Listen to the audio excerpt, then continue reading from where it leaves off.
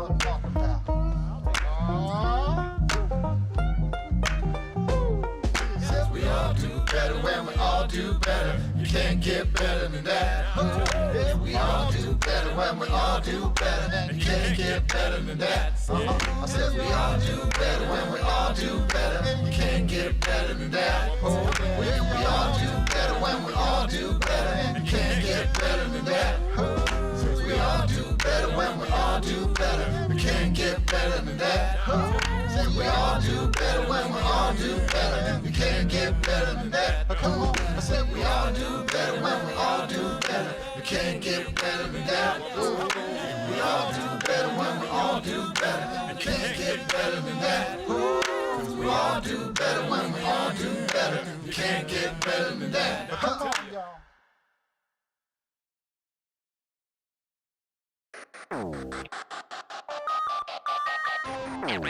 And that ain't no crime.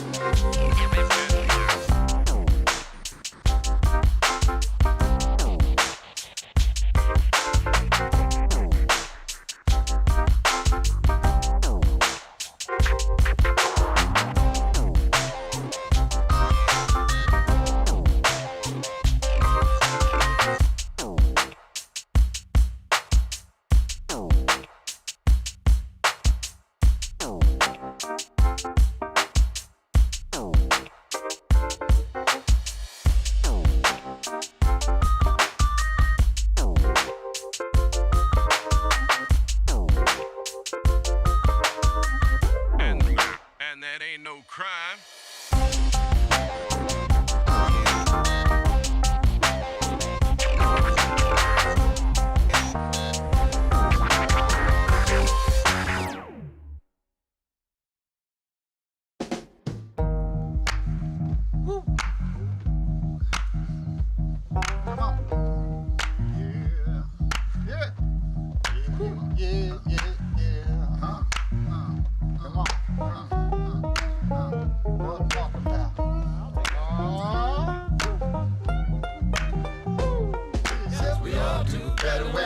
Do better. You can't get better than that.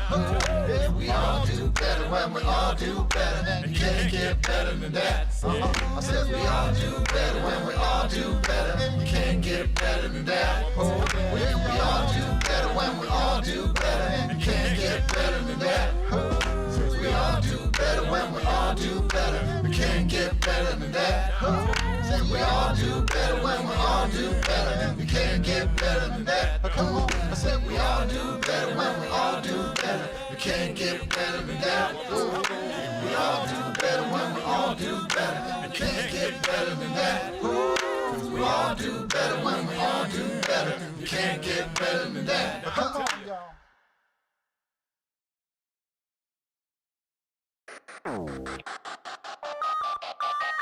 And that ain't no crime.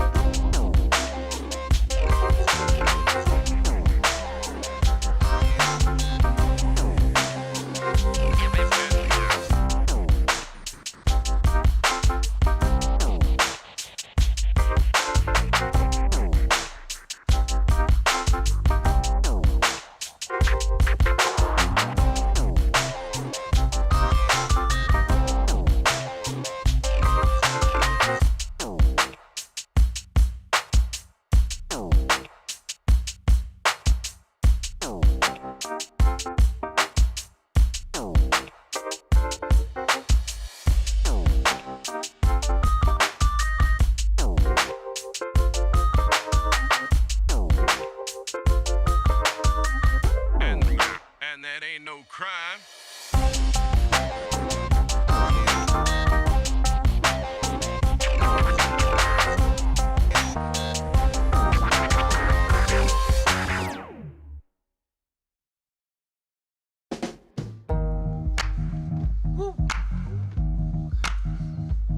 Come on.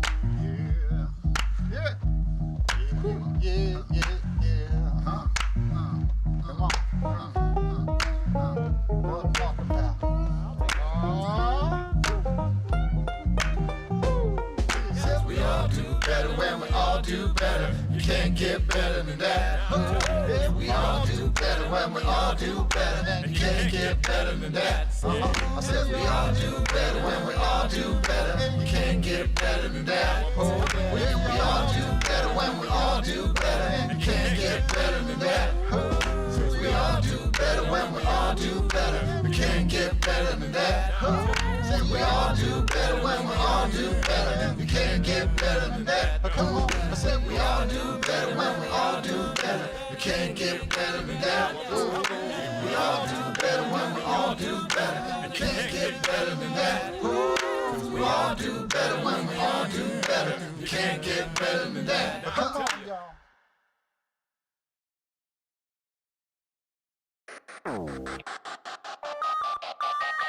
And that ain't no crime.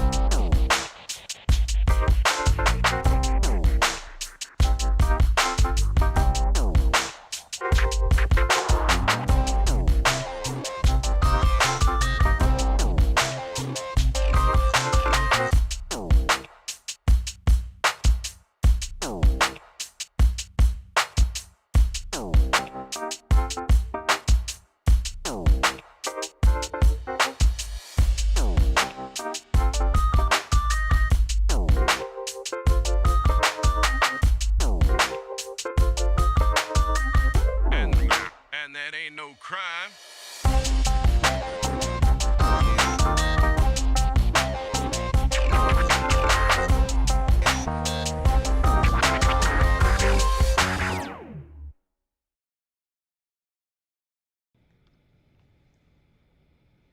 Happy Friday.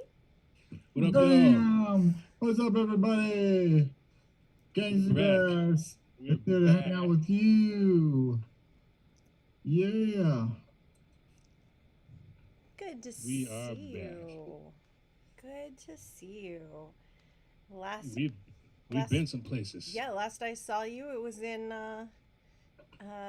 Kentucky and the Carolinas.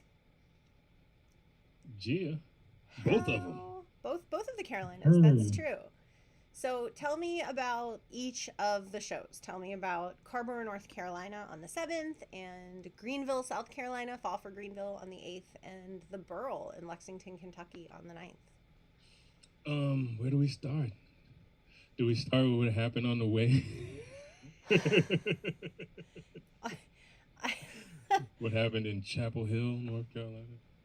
Suffice it to say, sometimes other drivers, and this is always worth remembering, sometimes other drivers are just not looking where they're going and will comically slowly plow into something that is obviously right in front of their faces against all reason and law. And sometimes that can happen to you, as it happened to us. But fortunately, everybody was fine, and even our beloved van, largely fine, able to finish the route, which was amazing, and everybody just rallied and crushed it, in my view. Yeah, lucky for us, it was like 1.5 miles away from the venue, but we had enough time to get ourselves back into operational enough order to get to the venue. That's right. And somebody got injured. Somebody did get injured, but only after the fact. In the process of heroically Heroically, yes. Yeah, it was crazy. getting our vehicle able to drive again. Yep. You know, just a Yeah, little I bit ended of up, pulling the bumper out of the wheel. Yeah, but it didn't. It was one of those things where it didn't hurt until really the next day or that night. That Right. night. It was that night, really. It kicked in like at the hotel, and then I was out of commission for like a minute. Sorry, I mean longer than a minute. I'm saying sorry. I have to translate my Colloquial minute. My African American vernacular. Minute doesn't mean a minute when you're talking about that type of stuff. But yeah, it was some serious pain. But luckily, I had sleeves, and the rest of the crew rallied around getting this hurt man back into Mhm. at least fighting shape, so we could do the rest of the shows. And of course, they've already had experience with me being incapacitated because of that little bit of touring that happened after I got back from the surgery. Was but we did it. We still wrecked it. Carborough was dope. We got to hang out with some barnstormers, particularly Linda and the what did we call the crew? What did we call the crew? It was some combination of the word Linda and like a word that meant collective. I can't remember what it was. I can't remember. I forgot it now. But And we also met Tracy McMillan Cotton. yes, we did. We got to see her. Tracy was great. Got to see her awesome face in the crowd.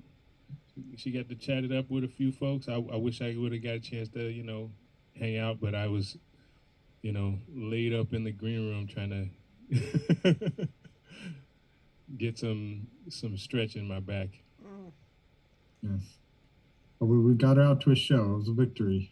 Yes, we did. Right. Everybody was safe.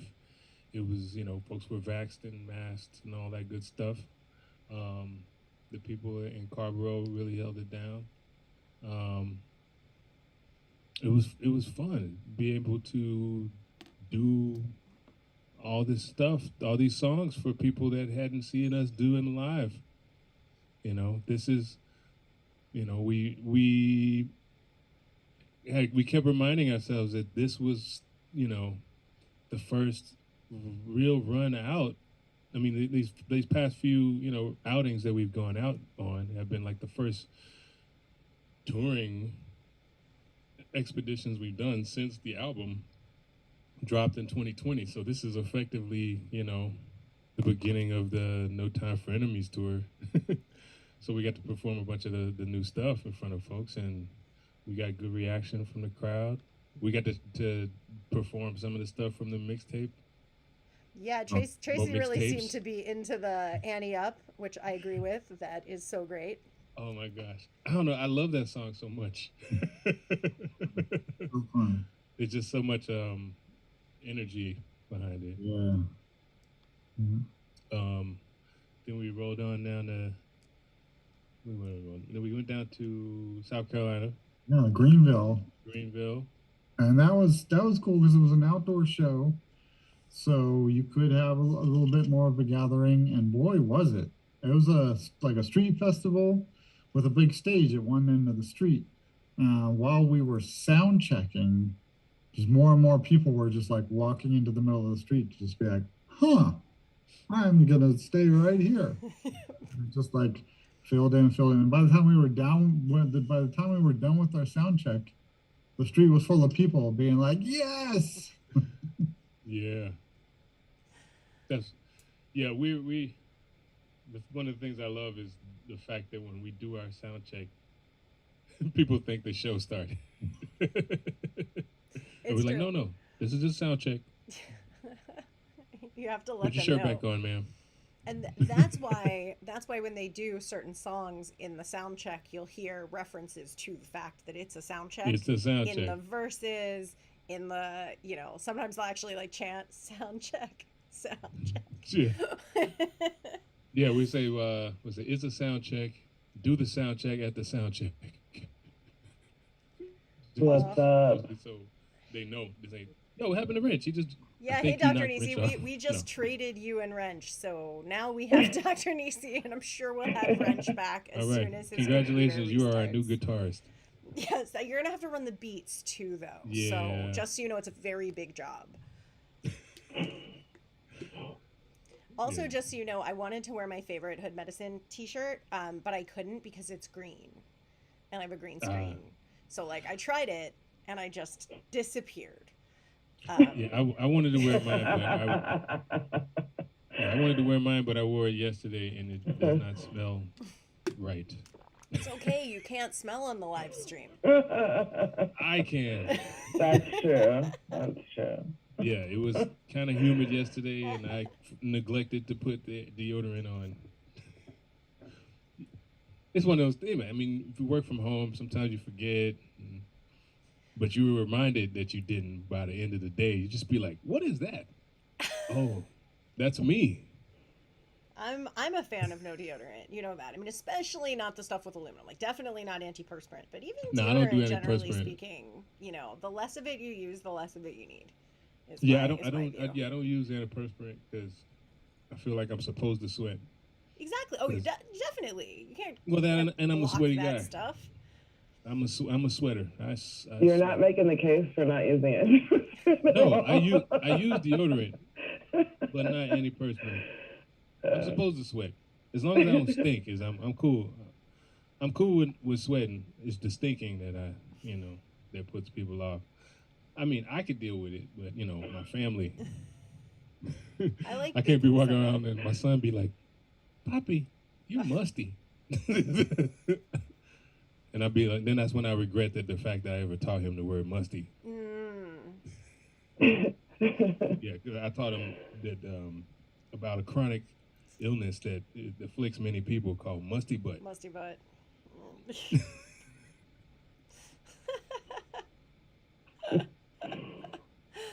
So. Yeah, I also told him if he doesn't brush his teeth, he gets musty mouth. Which is true. Right. Very true. Right. That's a real thing. Mm-hmm. Yes.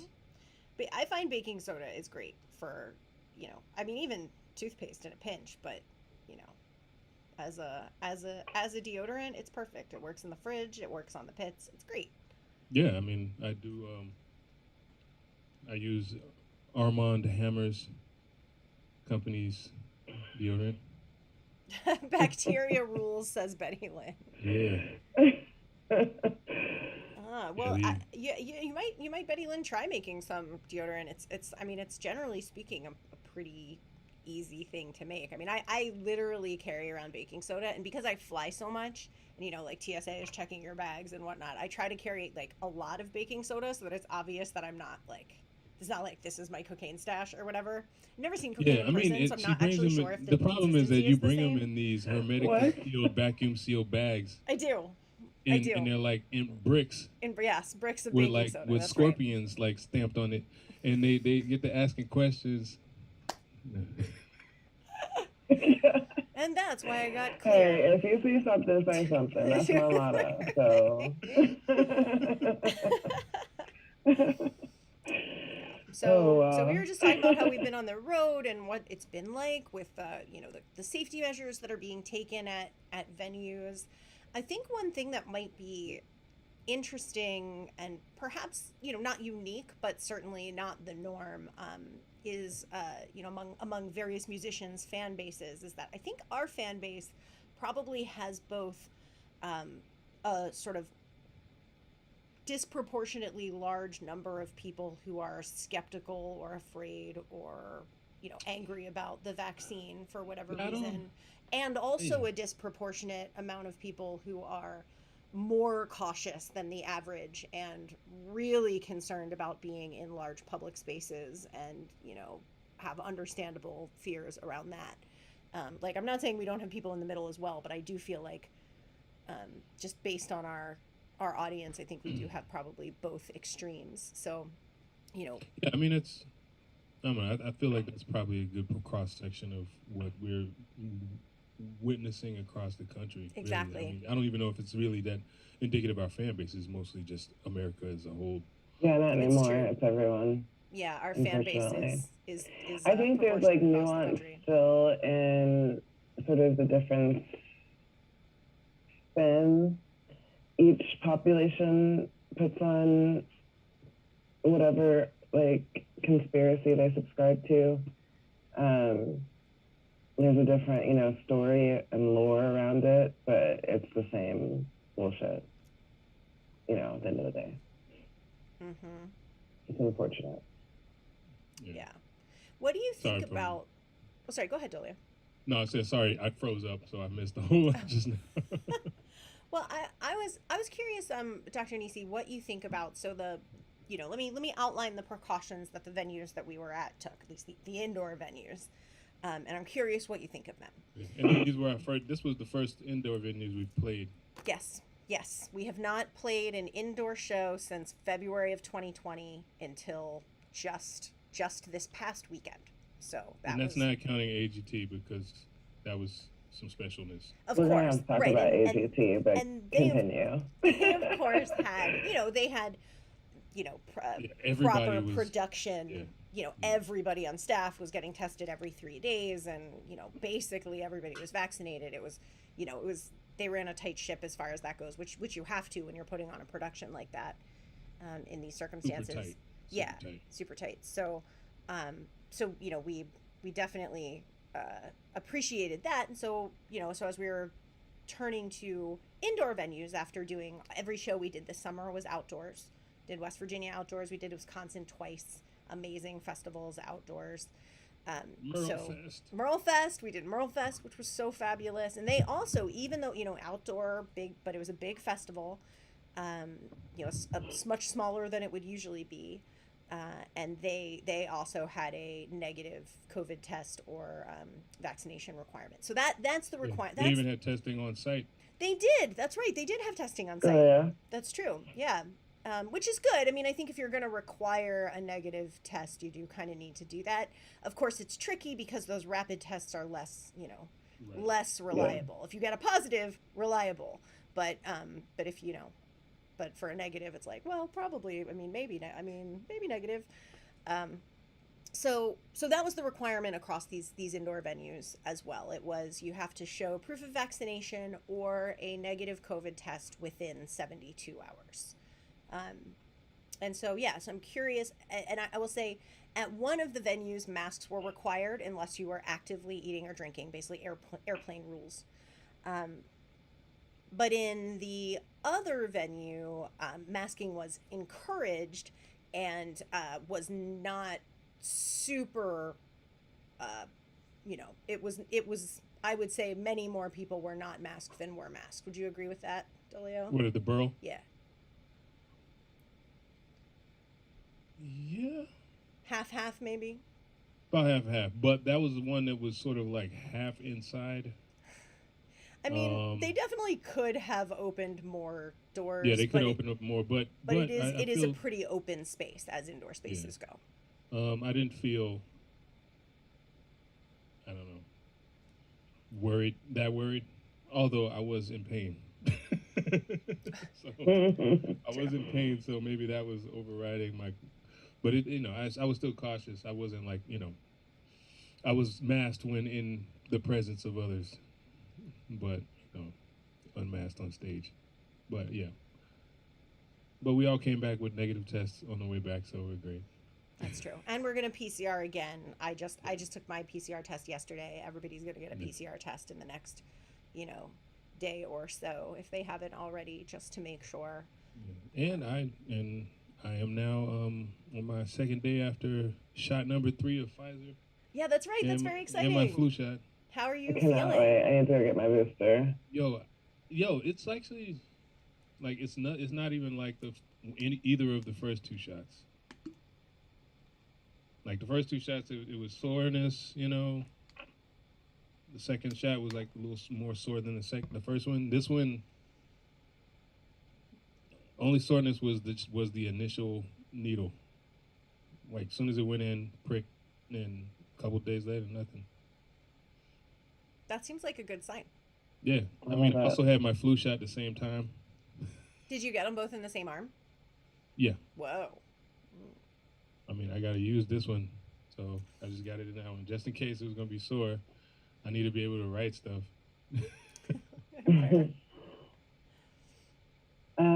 Yeah. I can't shave with my left hand for some reason. I can cut hair with my left hand, but if I shave with my left hand, I'll come in here looking like, I don't know, Bela Lugosi or something. I don't know who that is. I'm so sorry. I don't either. He was the second Wolfman back when it was in black and white. Okay, Wolfman. Okay. But it looked more like the Wolfman going through puberty, like patches of Patchy, hair right. that stuck to his face.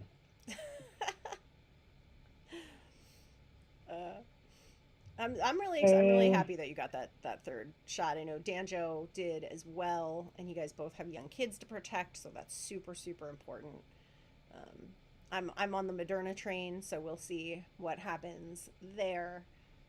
Last I heard, they were looking at a half dose for that booster because the Moderna is already a much stronger dose. We have just so you know, just to update you, Wrench's computer just keeps freezing. It was happening before we got on air too, so he will join us if he can, and if he can't, no worries, then he gets a night off. But really, I mean, I personally just, as the manager and somebody who cares so much about each of these folks and their families, I'm really curious what you think about the COVID protocols that are in effect for these indoor venues. And, for me, I feel like it's probably the best we're going to do, but it still feels like, I'm still concerned about it. And I'm super curious what you think are there things that we could or should be doing that might even improve the situation? I'm pretty sure you know what I'm going to say. But I know you have to make a living. But I mean, we don't have any business doing shit like that right now. COVID loves crowds. I think if we were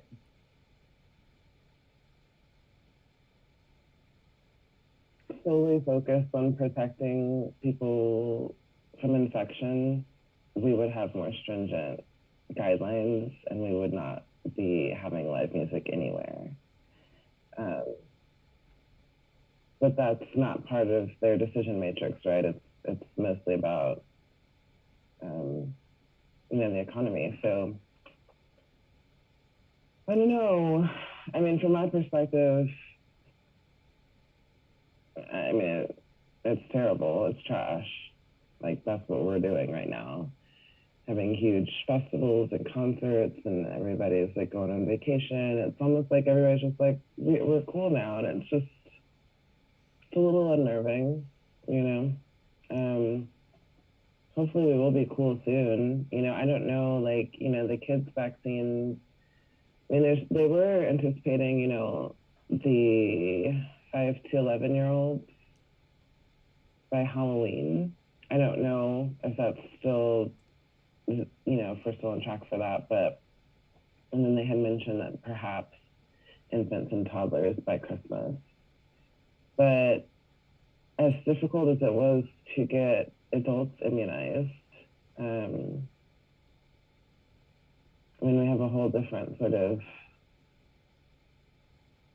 we might have a whole different challenge, I guess, in terms of people vaccinating their young children. I think we've gotten a lot farther than we were, and even among, minority communities have kind of caught up in terms of vaccination rates. But I think there's enough of a residual, completely resistant population of all ethnicities that, I don't know. I guess we'll see. I guess we'll see if what herd immunity really looks like. You know, because I think for most, you know, people, or for most like groups of people, we're, you know, getting close to like 60-70% vaccination. Right now, the Delta kind of surge seems like it's abating a little bit, but of course we're going into like the winter where we're going to be indoors, and people are already living like if we back on regular, you know, stuff right now. So it's like, it's frustrating. I don't know. The most frustrating part to me right in this very moment is having to go back to like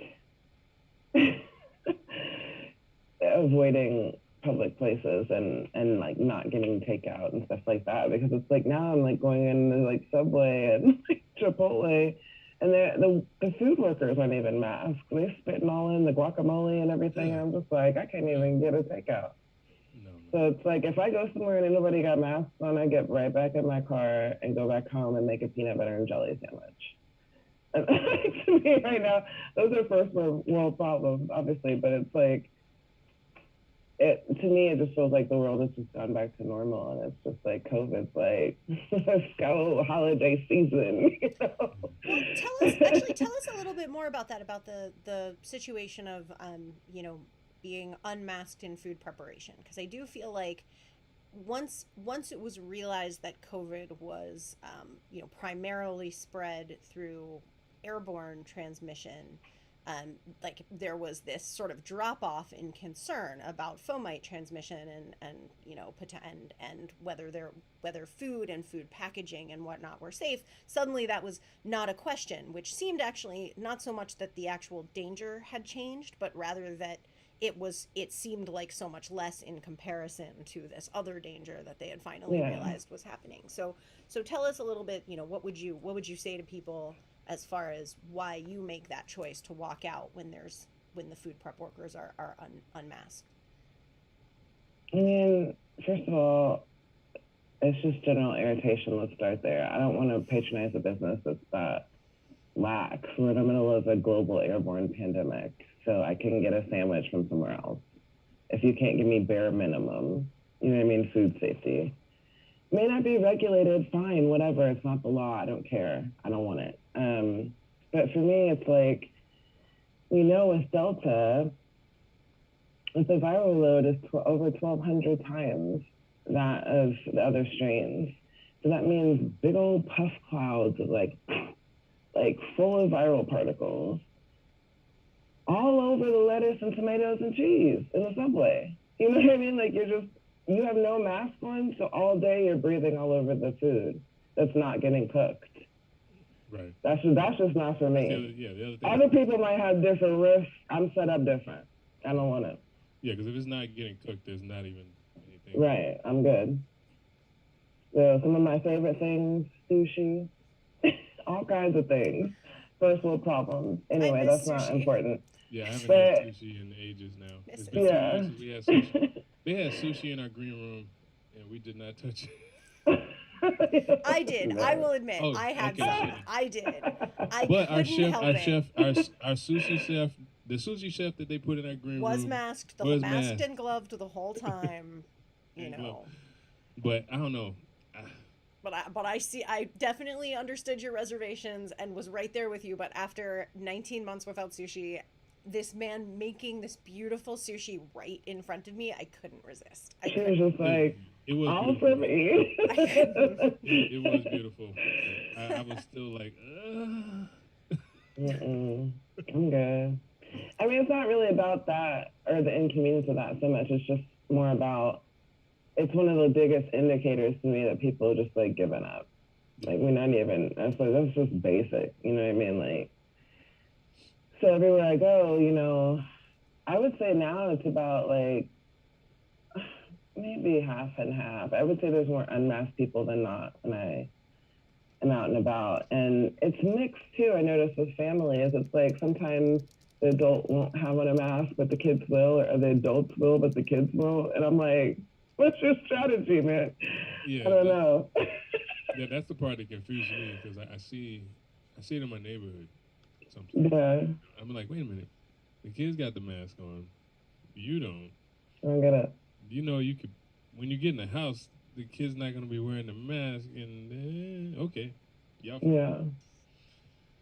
What I And really wish we would have done is like pivot, adjust. It seemed like we were going that way in the beginning, but then the cacophony of like dissent just got so loud that people were like, no, we want to go back to normal. This is tyranny. I don't want to wear a mask. I don't want to do anything you say whatsoever. I'm kicking in the door of the Capitol. I don't give a fuck, you know? So it's like, I thought in the beginning we were going to turn a corner. It's like, okay, we're going to move into virtual medicine. Okay, we're going to move into virtual education. Okay, we're going to move and groove. We're going to make this work. We're going to find new ways. We're going to deliver food. We're going to deliver groceries. We're going to just make this work. And everybody was just like, I'm not having it. And now we right back to where we started. So, I mean, not in terms of like, you know, the pandemic itself, but it's like, I feel like we would have been further along in eradicating it if people weren't so selfish. yeah, I mean, all of it. I've also noticed it seems to be geographic as well. Like, in what way? Globally or here in the U.S.? Well, globally and here in the U.S. At least from the travels that we've been doing, I've noticed differences in between, you know, the cities and how they operate based upon either density of the density of the population, demographics, and all of that seems to play a part. So what's annoying about that is like, for instance, here in Philly, we have mandates, right? You know, as far as masks are concerned. So like, even though they do have kids in school, they are requiring masks. You know, especially since most of the kids, you know, all the kids under 11 and under don't have vax yet. Right. And since the main vectors last year, when there were outbreaks in the schools, were starting with teachers who were infected, they made sure that, you know, that we got clean teachers this year. But my kid is not in person this year because of, you know, all of that. Because still, who's to stop the kid from one kid coming in and, you know, just taking his mask off and running around coughing on everything. But what they have noticed is that the younger kids are more apt to using the masks than the older kids. Yeah, I saw that too. They're more pliable. Yeah, I mean, I guess because the younger kids have had more of their lives under a pandemic. That too, yeah. Basically, my son has had like a third of his life under a pandemic. Well, almost a third of it. Crazy. But in like Baltimore, I don't think I saw. I think maybe one out of every 25 people had a mask on. Wow. That's Baltimore crazy. Baltimore is just going around naked faced. Naked face breathers. Am I right in that? Am I right in that observation, Steve, from what I was witnessing? I mean, you know, I honestly haven't been much of anywhere during the pandemic other than with Gangstagrass. Period. I was going to say or something, but there's no or. Like, just, I have really not left my house other than to do things with Gangstagrass. My mom lives in Baltimore, so, you know, I have seen her, but she's in public health, so she's, you know, she's constantly wearing a mask. Like, she comes to pick me up, she's wearing a mask, that kind of thing. You know, so I don't know what it's like out in the real world of Baltimore. More cake? I have no idea. Oh, look at this cake. Can you show us the cake? It's so good. The pomegranate was not part of the cake. You put it on. It looked so beautiful. He put pomegranate seeds all on top of this lovely cake. Sorry. It was gorgeous. Oh, cool. It's just regular cake. Yeah. Speaking of Dolio, well, just a quick break off of the pandemic talk. We have a question in the Twitch chat for you from Ann Mixed asking, who taught you when to take a breath during your raps? Well, question? I have been. Can I answer that for you? Yeah. You might have honed those skills rapping Twister songs in college. No, I mean I've been rapping longer than that. But actually, no, the faster like when to take a breath. oh yeah, yeah. Actually, my when to take a breath comes from playing trumpet because that was my first instrument. And I played trumpet from how old? From like age of 13 up until now. So when you're playing the horn, you have to learn when to take the breaths in there, and then I just apply that. I just end up applying that to singing and rapping and all that stuff. But just lots of practice too. So when you're practicing, you kind of notice, okay, I get winded at this part because I just did a whole run of syllables.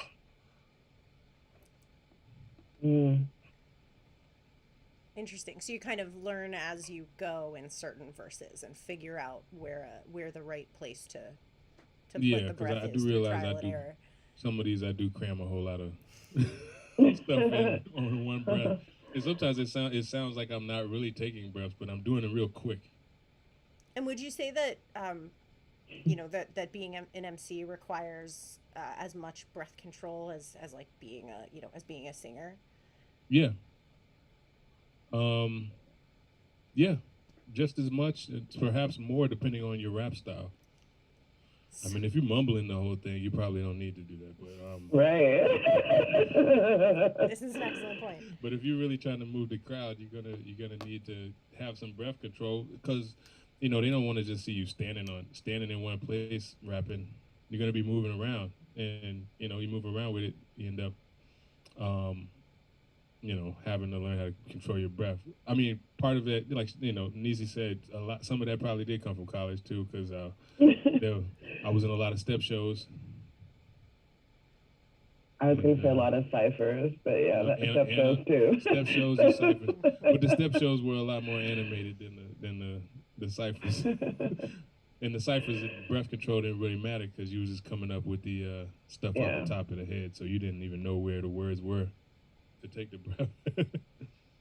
But yeah, breath control I think is one of the most important things for an MC, and a lot of these cats don't have it, and it's mostly because they haven't been tested yet. No, I said breath control. What? Sorry, my wife is behind the green screen. She said, "I thought you said birth control." Birth control is also important to an MC.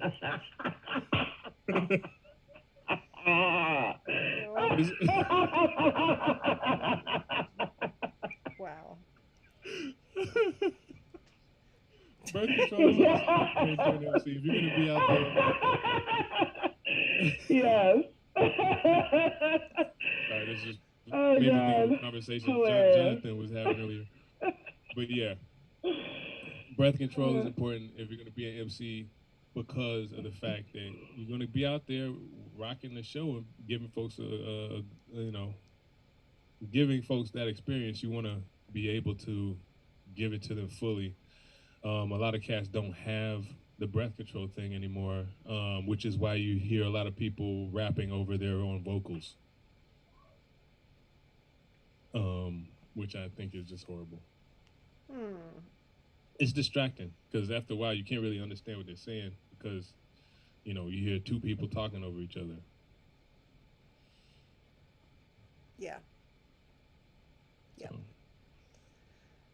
So, I hope that answered your question. I suspect it did.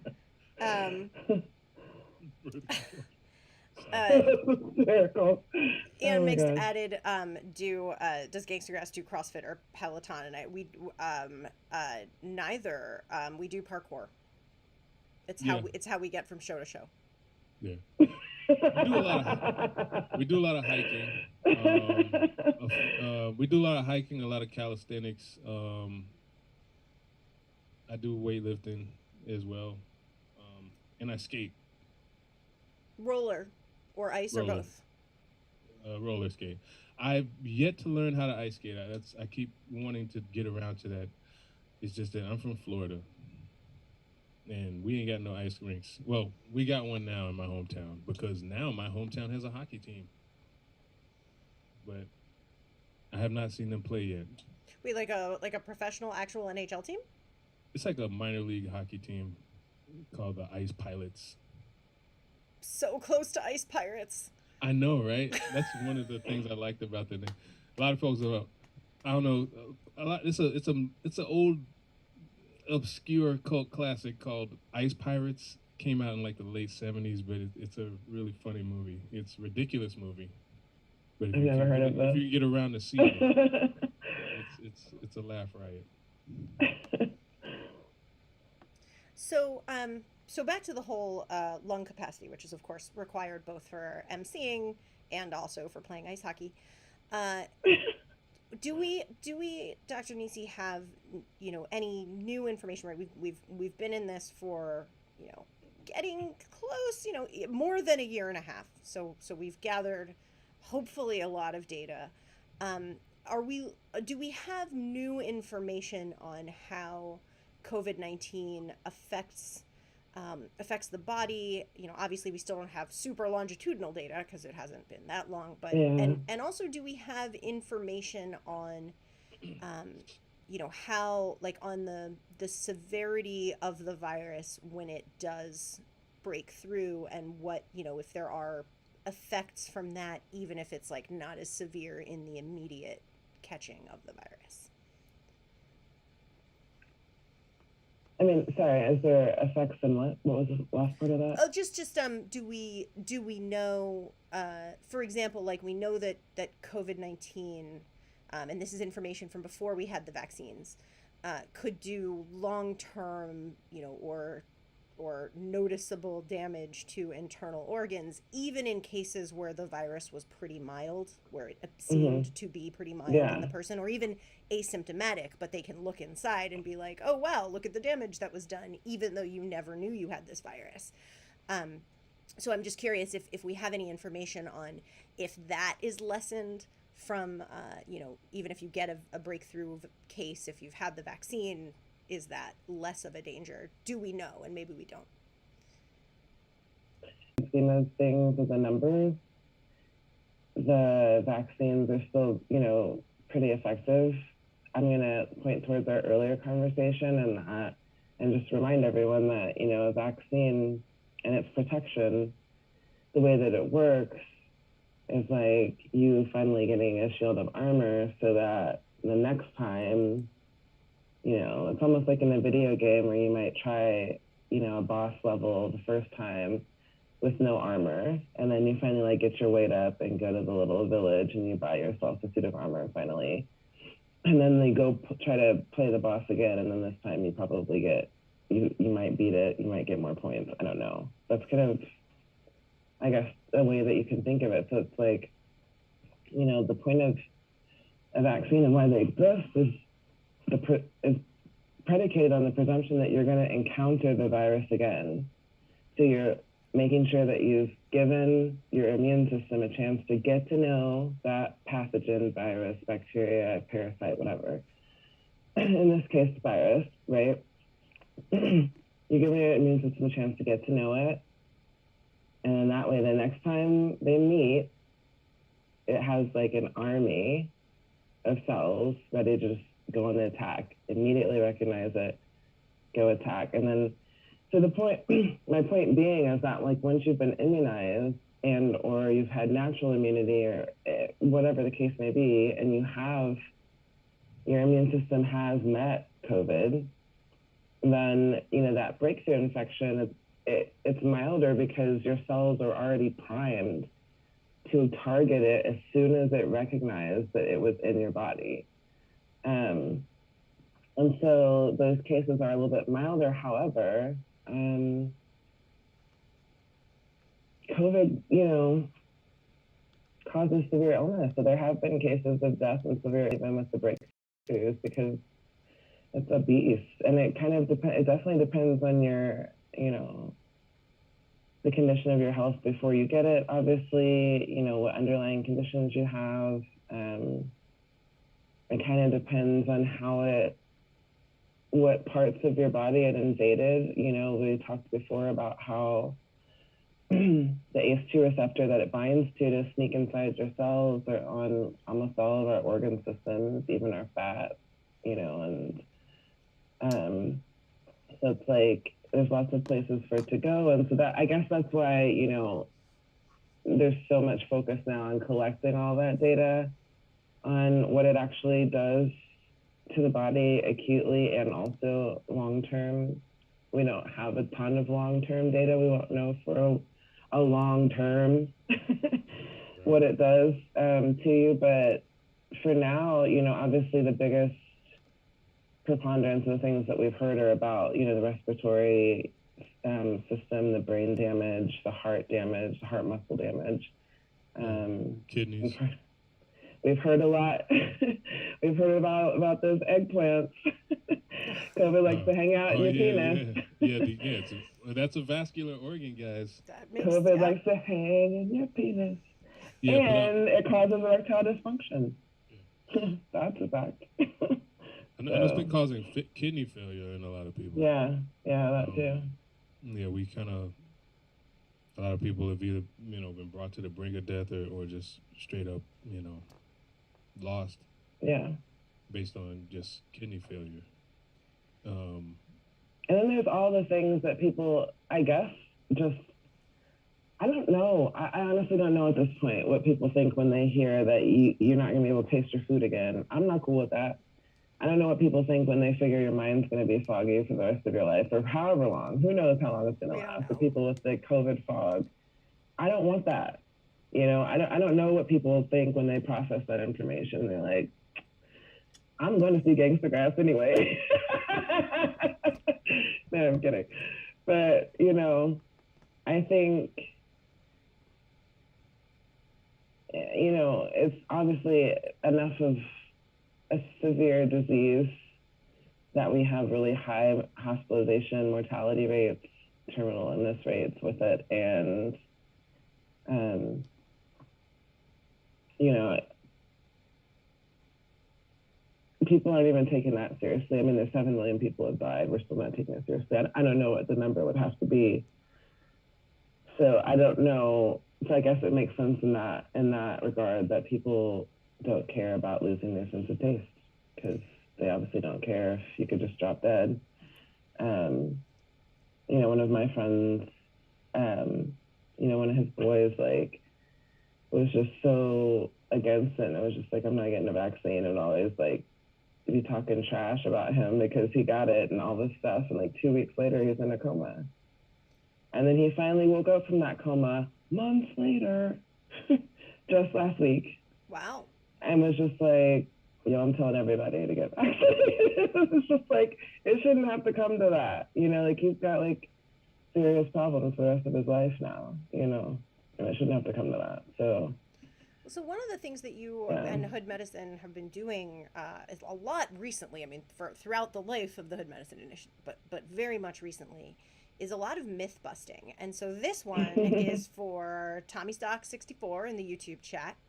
And Tommy says, mRNA jabs are genetically altering that turns you into a gain-of-function scientific experiment lab rat, IMHO. That's so many things. So Dr. Nisi, talk to Tommy. Go. Right. I guess, you know, I'm not sure where to start with that, but there's only a few things in the vaccine. Let's start there. mRNA, it's messenger RNA. The code sequence, it's for your cells so that they can produce proteins from it.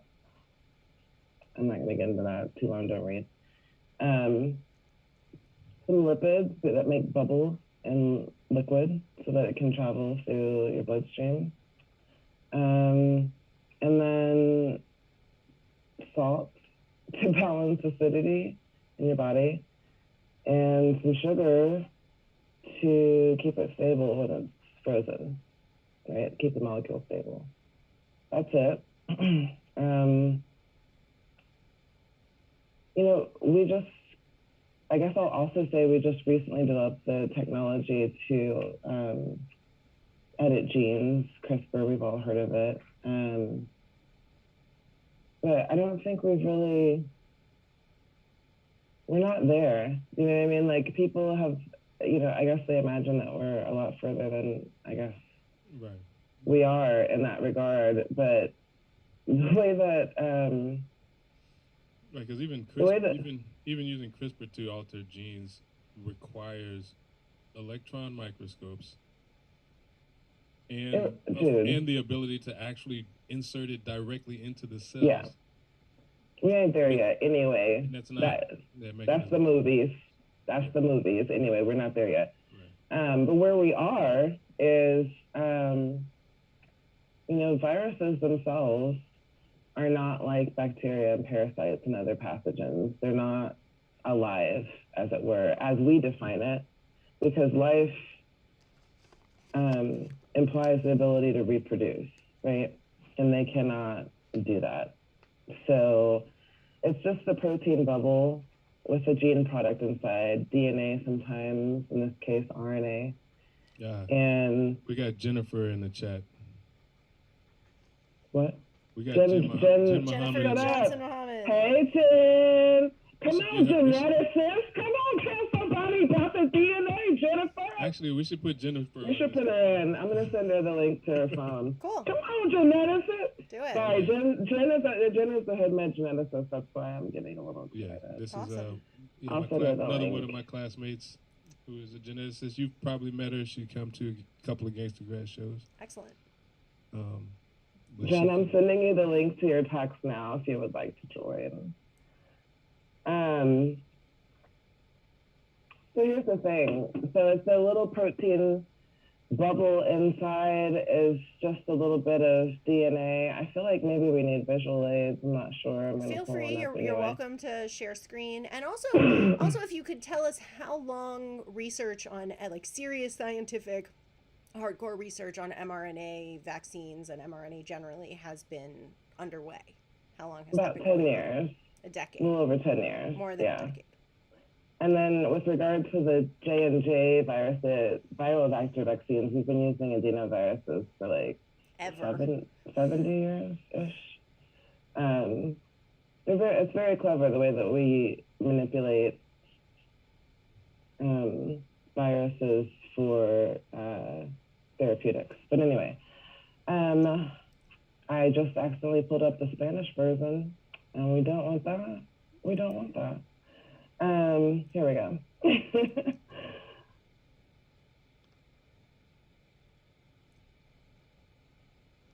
Yes, go for it whenever you are ready, and it should I'm ready. Pop up on everybody's screen.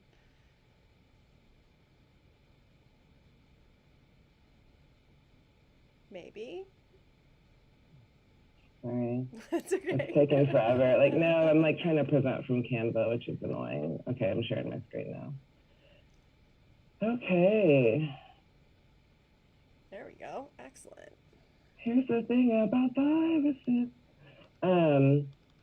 Oh, I don't want you to play. I'm sorry. It's I forgot it was a video. That's cool. We'll just look at it. That. No, I'm just gonna use it as a visual aid. Let's do this. So here's the thing. Here's what COVID is. It's a bubble. There's a bubble inside of some RNA. Outside is the spike protein. That's how it gets inside your cells. It's the hook, right? That's it. It's a very simple organism, and it's not alive.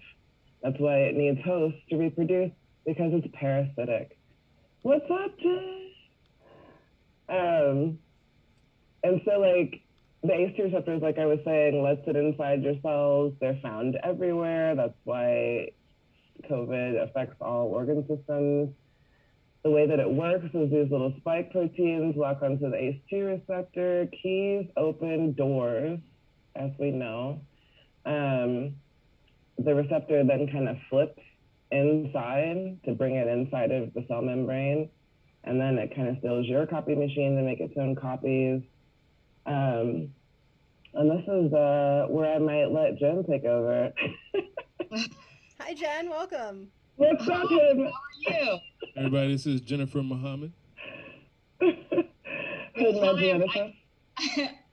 It's really funny. I literally was just upstairs just watching TV and scrolling through Facebook, and I saw, of course, Hood Medicine, and it said Facebook Live. So I said, you know, let me involve myself, because you know, both Dolio and Dr. Hudson know how I am. I always have to make it about me. So, but I love it. when I was logging in, I think your slides first came up, so I think I missed the first two. But it looks like the step we're at now is, it looks like the RNA has used reverse transcriptase to use the host DNA machinery to make copies of itself. Yep. And I think that's where we are now. And, you know, I think the key here is that viruses need a host. And that's really the key here, is that, you know, people, you know, we're the host. And part of, you know, why the vaccination and the masking and the social distancing and all those things are so important is because we're really trying to cut down the number of hosts that the virus can have access to. You know, really, once there's no host, there's no more virus. There's no ability for the virus to replicate. And that's really what you want, is you want to stop the replication so that the virus kind of just dies out on its own. And can't mutate. And can't mutate, and that's really the key, because, you know, the more that the viral particles replicate, the more they're going to mutate, and that actually kind of hinders the process in terms of you know, where we are, you know, because you can make a vaccine against a certain strain per se, but then once the virus mutates and becomes another strain, now you're starting to question the efficacy of the vaccine that you did develop. Because here's the thing about vaccines, right? They take the calling card, which in this case is a spike protein, and give your body instructions on which antibodies you need to make to match up to that protein. That way, when you get infected, the antibodies can tag the viral particle right on these little spike proteins, and then it's like a death tag. So then the assassin cells come and take care of all the light work and clear the infection, right? And, you know, the mRNA vaccines, they're a very simple construct. Like, we don't have the technology for 5G mind control nanobots, y'all. We don't. We don't. Thank God we have what we do have, because they were able to all, like, scientists around the world is so unprecedented, you know what I mean? Everybody just, like, put down what they were working on, worked together for once in the entire, you know, history of human civilization, and adapted what we already had in vaccine platform technology to meet the challenge of the pandemic. And it was beautiful, whatever. So, but it's a simple construct. It doesn't have like mind control devices in it. It doesn't change your DNA. It's a piece of mRNA, which is a code, like ATGC, you know what I'm saying? Like a code, period. And it's like if you do up, up, down, down, left, right, A, B, etc. That does not actually fundamentally change the programming of the game that you're playing. It just gives you access to new levels that you wouldn't. And let me tell you why. Because it's a code for the spike protein. That's it. And that's every single thing that our body makes to function is based off of a piece of our genetic code. Could be long, could be short, who knows? It could be spliced, could, you know, remixed. There's a lot of different things, but every single piece of it encodes for a protein that is fundamental to some process, cellular process. And that's it. So when it's red, ATGC, that's it. That little piece comes off the factory line, boom, here's your protein. That's it. That's how the cells read the DNA. It's like a book. That's it. It's a recipe book. It's a blueprint for building, right? So the spike protein, short little code, just a little piece of it, not even the whole viral particle, just a little spike protein. It's a short code. That's all it is. So it's just an instruction, a building instruction for your cell to make itself. And, you know, with mutants, unfortunately, if they change their spike protein enough, then the antibodies that we've, you know, been able to induce with the vaccines that we have aren't going to be as effective because they're not going to match, right? You know what I mean? They're going to look different. Because that's how they do. Tell them about mutants, Jen, honestly. Mutants, like X-Men? Yes. Like Rogue? Oh my gosh. Like Rogue and Wolverine? Yes. So I'm married to a comic book fanatic. I've seen all the Marvel movies, so that's kind of just a little joke that I have. But I think that something that people have to remember is that, there's genes are always gonna mutate. Everybody carries 3 to 5 gene mutations in their body. That's just the nature of, science and genetics. But and they are definitely part of nature. But I think that what we need to keep in mind in terms of, like I said, terms of COVID, is that the mutation is going to work against the vaccine that we have already created, because the vaccine was developed using genomic sequencing of the virus, of the first strain of the virus. So in other words, they got the virus and they sequenced the genome. They figured out the DNA code of the virus, or the genetic code of the virus, and able to develop the vaccine. So any mutation, any change to that genome, any change to that genome is going to create an issue, because it's not going to match up with the vaccine that's been developed. Is it safe to say that, I guess, any further boosters, I guess, down the line would be needing to be, I guess, will probably be developed in order to recognize, I guess, whatever the prevalent variant is at the time? And this is just my personal opinion, but in a lot of ways, I kind of envision what's going to happen with the COVID vaccine, kind of similar to what happens with the flu shot. Yeah. Right. Because the flu shot it's a different shot every year, right? Like, because they keep looking at also because no one gets vaccinated. But keep going. And also, it's different in the northern hemisphere and southern southern hemisphere. Because hemisphere. y'all won't get y'all flu shot. But keep going. We do. Then we noticed that the flu shot, the flu itself is different by region, because I caught the British flu. Okay.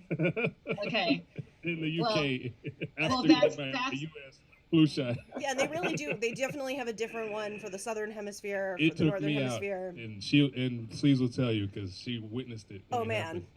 Well, that's what you get for trying to be a talented musician. You should just stay. You should just stay in New Jersey like me. Just stay in one state and be boring, and then you'll be straight. But that is good life advice. Thank you, Jen. That's good life advice. But wait, let me write that down. Stay my ass at home. That's the motto for the whole pandemic, really. Like, that's the motto. Serious. But I do think in a lot of ways I envision it, as maybe being like the flu shot. Like every year, you have to get a new flu shot. And just because I don't want people to think that I don't practice what I preach. I got the Moderna shot. I got vaccinated in late January, and then the second shot in February, because I was considered category 1A in New Jersey, a healthcare worker. And I just got my flu shot Wednesday. So I want everyone to know I'm all set. I'm Yeah, I all got set. mine. Yeah, I'm all set okay. for the next. I'm all set for when Gangstagrass comes back to South you know, Orange, New New York. Jersey. South Orange, New Jersey, early February, gangstagrass.com/events. Okay. So I'm all set. I'll be there. Excellent. Sweet. And I want to see. One more, like a nuance about the booster question is that, and I want to make the distinction. What Jen is saying is true. We probably will need boosters tailored, like we do for flu shots, ongoing, because we refuse to do what's necessary with discipline to eradicate the virus right now. Okay, that's on y'all. But the boosters that everyone's talking about right now aren't different. Right. I mean, they're developing some, shots. Based on some of the mutants right now. Those are in clinical trials, but like the boosters they're talking about aren't different. The reason why we're debating boosters right now is because, your immunity wanes with some vaccines or some, pathogens. Right. And so it really is about just boosting that dose. So for Moderna, they're evaluating the half dose, like Steve said. For Pfizer, it's a full dose if you're eligible for that. And that's a little bit different than what they're gearing up to do, which is to make specialized boosters to meet the challenges of the evolving mutants. And I think an important thing to keep in mind is that there's just so much that we're still learning. There's a lot of data that we don't have, and we are still trying to figure out, okay, how long do these antibodies last once you get a vaccine? And we still don't have that data. Because the thing is like it wanes as like new mutants emerge, which is how new waves happen. Right. And even because without... we give up on our protocols of masking and social distancing because we think we good, even though half the country, the rest of them didn't even get vaccinated. The kids aren't vaccinated, right? Mm-hmm. We think we're good, but then our immunity was waning a little bit over time, and then these mutant variants are emerging. That's why you need boosters. That's why you still need to wear your mask. That's why we need to act as if until we get a little bit further along. Well, I can't speak for everyone on the panel, but I kind of, it's like for me, the mask, in a lot of ways, I'm kind of, I think, enjoying it too much. Like, I don't have to worry about my lipstick. I don't have to worry. I know too. I can grumble under my breath and nobody. Like I can just be. I can see you and talk smack and and like I'm actually enjoying it a little bit too much. Yeah, I do is I combine it with the sunglasses. Yeah. And then I just go incognito everywhere. That's my life. That's my whole life. I don't even care either. If I may make a bit of a perhaps hypothesis, I'm curious what you guys think about this, but I wonder if some of the sort of frustration and disbelief about, why do we need more than one vaccine, and it must be bullshit because, we should only need one vaccine. It comes sort of from how almost spoiled we are with the vaccines that are in common usage being against diseases that once you have them, generally you have a lifetime of immunity against them, like chickenpox, for example. Right. Not even chickenpox is not. Now even chickenpox could turn into shingles now. But, right, true, yeah, yeah. But I mean, as far as, most of the things that we get vaccines for as kids, you get that's it. That's because if you got the disease, same thing, you wouldn't really be able to get it again. Whereas when you look at the research on coronaviruses, and you can go back before the pandemic, looking at research out of Columbia University, etc., on coronaviruses, they found that even for getting additional variants, that you could get the exact same coronavirus like 3 months after you'd had it already. So, suggesting that it's the difference in the immunity that is naturally produced by having had a coronavirus is so very different in scale than the immunity that you would get from having the viruses we're used to getting vaccines for. Right? So we can't be expecting, mRNA does seem to actually be doing a very good job, but we can't be expecting that, we're going to get lifetime immunity from a vaccine to a virus that if we got the virus, we might get, 6 months or a year of immunity to if we're lucky. I will say that, the people that got COVID, that they just are finding out now, the people who had COVID through natural exposure and then got vaccinated afterwards are using this term called super immunity, because, their immune system met the virus in its whole form, naturally. And then they also got the little secret cheat codes of the spike protein, and so they have a really robust immune response. But yeah, what were you gonna say, Jen? Well, I was just gonna say that I think that part of an issue, and this is me kind of thinking long term, but I also think that part of the issue is just that this is, literally a new virus, right? Because as people, as a species, we're gonna adapt to certain viruses over time, right? Like, you hear about how, when people, years ago, a person may have gotten pneumonia, maybe that's not a good example, would have gotten a certain illness. And, whereas nowadays it's almost like our body has adapted to some of these viruses because we've had time to kind of adapt and adjust. A cold back in the 1700s would have killed you, but that same cold virus now, it's you just get the sniffles and you go about your day. So my point is that I feel like some of what's going on, and it isn't just a lack of data, it's just it is literally a new virus that we as people have just never been exposed to. So it's gonna take time. Also, for things, and also not all viruses reach they natural. would have treated that cold by leeches and bloodletting and that too, but not all viruses witch's foot in your face. Give you natural immunity. Right.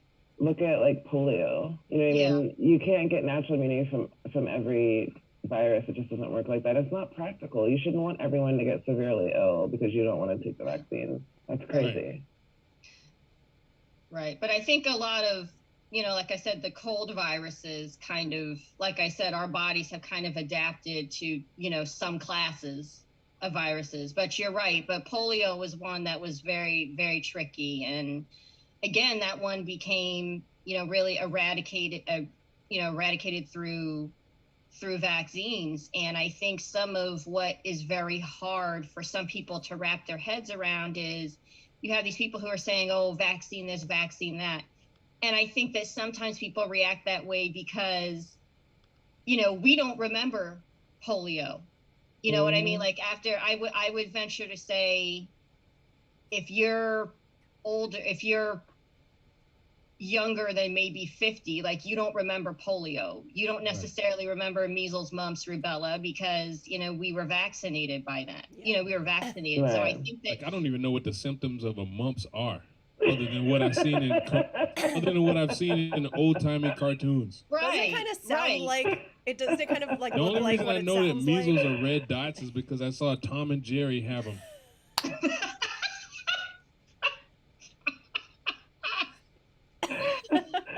Honestly, if COVID was like Ebola and we were bleeding out of our eye sockets, I think people would take it more seriously. Yeah, honestly. but I think I honestly feel like if more of the erectile dysfunction news gets out, then people will get vaccinated. You would There'll be think. lines around the corner. You would think. But I guess people didn't care about their wangs like that no more.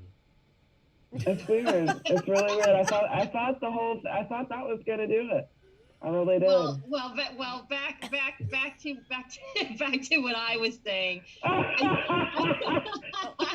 Jen makes an excellent point. I think the lack of the visual is really, what's affecting people. And I'm saying this because me working in hospital systems, I'm seeing patients from different parts of the world. I'm seeing, immigrant patients, and some of the stories they will tell me, they literally want they will line up for the flu shot. They will line up for their vaccines. And when you talk to them, a lot of times they'll say like, look, I've seen this. I've seen people die of this. And in my country, it's very hard to even get to a doctor, let alone get a vaccine. So I think sometimes not having that visual and having access to the American healthcare system is kind of affecting people's mindsets, because it's one thing when you can go to the CVS and get the COVID vaccine. It's another thing when there's not even a doctor in your country. And I mean, I'm exaggerating a little bit, but I think you guys understand my point. So Right. It's a lot to wrap your head around. Yeah, no, it's almost insulting to those who don't have access. Yeah, Have totally. this Right. abundance of access and just, I don't want to do it. Because the guy who, used to be on news radio as, the laughing stock, or used to be an announcer on UFC, is telling people not to take a vaccine. Right. Or Right. because, a former Playboy Playmate is telling people that the vaccines are going to give your kids, autism or something.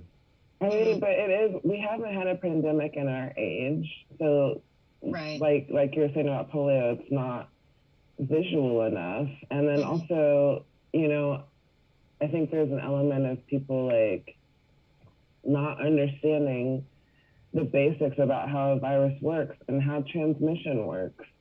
You know what I'm saying? Because if you understood how transmission works and why they need hosts, not only that, you would see the causal link between your activities and why we haven't eradicated COVID yet. If anyone's wondering why we're gonna have to keep chasing in the vaccines like whack-a-mole, ask yourself why you have to go to the club. I don't know. I mean, I blame you. You know what I mean? Like, is what I have to say to that, because it's like, it's not just about the vaccines. The vaccines work. They do what they're supposed to do. But if we're not going to do what we're supposed to do, it will fail. Right. You know what I mean? Like, and a story and a story that I like to tell, and Dr. Hudson has heard this story, but I get the flu shot every year. I mean, actually I kind of have to, because I work in hospitals, and it's becoming policy. But I got the flu in 2018, and like I said, Dr. Hudson's heard this story, but it's almost like I just had a low-grade fever. Like, I really just kind of thought I had a sinus infection. And the only reason why I even caught it, the only reason why I even got diagnosed, is because I wanted to, it was the holidays, and I wanted to go home. I wanted to travel. I was going to see my mother, and my mother is actually in remission. She's in a good remission. But the point is, I only went to seek treatment because I thought I had a sinus infection. And I was like, well, I can't go be around my mother with a sinus infection. I better go get some antibiotics. And I said to the nurse at the Minute Clinic, I'm like, look, I got a train to catch. Just give me, some antibiotics so I can be on my way. I'm like, chop, chop. And she is looking at me like, I'm not giving you antibiotics because, Trick, you have the flu. Antibiotics ain't gonna help something viral. And I'm looking at her. Say it one more time, Jolio. Say it one more time so everybody's listening. You can't take antibiotics for a virus. And I'm looking at her, and she's looking at me, and I'm just like, and I'm like, but I went to work. I'm like, I don't feel that bad. And she's like, yeah, because you got the flu shot. So I just want people to understand that, that's how a vaccine works, right? Like, it prevents you from having severe symptoms. It does not prevent you from getting it, but it prevents you from having severe symptoms. It prevents you from really, being very, very bad off. And I've seen people be hospitalized because of the flu. People die from the flu every year. That being said, that being said, big up to whoever invented Tamiflu, because that works. That's all I can. Okay. Yeah. But I share that story because I think it's important, because I think people need to understand that the vaccine works. That's how it works. I was able to tell my story about it. Is there And a it's a very Tamiflu simple thing. It's like about equivalent? physical barriers as much as the vaccine, though. Right. The vaccine is an internal barrier, not even a barrier. It's intel. It's not internal. even like, it's not physical. It's not a magic bubble. It's intel. It's like It's acquired. The vaccine is acquired resistance. Yes. If you don't construct your own physical barriers, ladies and gentlemen, if you don't do that, you feel me? That's on you. That's on you. The vaccine can't keep a viral particle from physically floating into your open mouth in the Applebee's, you guys. Like, it's on. I feel like we've given up on containment. I'm gonna. Well, I have a question. I have a question. Is there a vaccine against stupidity? Because I feel like we kind of need that. I wish there were, man. I don't. Not sure how that would Thing work. is like, but I don't want to What's the like reduce mechanism? it to that though, because it's not like people are. It's not just. I mean, Some people are it's not willfully really. ignorant. A lot of it is misinformation. Yeah. Well, can we? Excuse me. Well, Not can we even get a misinformation. Not even misinformation. Disinformation. It's deliberate. Yeah, People are it's deliberate. deliberately misinforming people. But Because it's Can we easy get a for the vaccine? populace to fall for because Yeah. of they their know lack they of know that the literacy. right they know that the information that they're giving people is wrong, but they're doing it intentionally. And it's a lot of the people who have the widest platforms. And the funny thing about it, funny not humorous, but funny peculiar, is that most of the people who are disinforming people about the vaccines are themselves vaccinated. Thank you. Ain't Thank that a you. trip? They are vaccinated. They are socially distanced because of their economic status keeps them away from people. Well, they're wealthy. They can live in their big mansion and In their work bubbles. remote. Right, and they can sit there secure in their vaccinated status and tell people not to get vaccinated. Right. And you got to be suspicious of that. Because why would they be vaccinated and want you not to be? Right. But the thing is that like,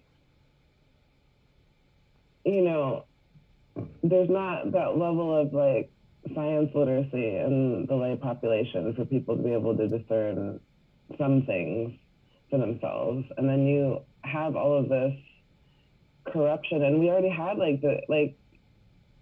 probably one of the most dangerous propaganda machines that our country's seen when the pandemic arose. You know what I mean? And so it's like people were already in this space of being susceptible to disinformation when the pandemic started. Right. Because of all of that, all of the Trumpers and the QAnon people, mostly people. Yeah.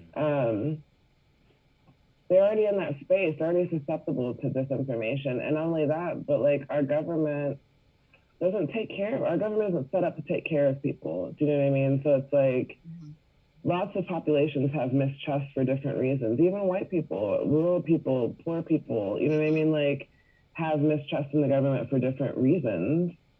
The propaganda doesn't help. And so I feel like it's even easier for them to fall for different things because they don't want to believe what's true coming from those messengers, you know? Well, it just becomes sad that I feel like people sometimes would rather listen to the celebrity over the healthcare professional. But if we've restricted education from, you know, the general populace in such a way that you know, the average person doesn't have like the literacy to like understand all these kinds of things for themselves, you know what I mean? Like, right. And then it just makes it really much harder. Right. They basically watered down what education is they've watered down what education is at the free tier. You know, they basically made it freemium. They made it freemium. Yes. So what happens is that Yes. when you're at the free tier of education, which is K Right. through 12, they've watered down the features. Mm-hmm. You know, you don't get the real features until you go to the higher education level, post-secondary education, basically.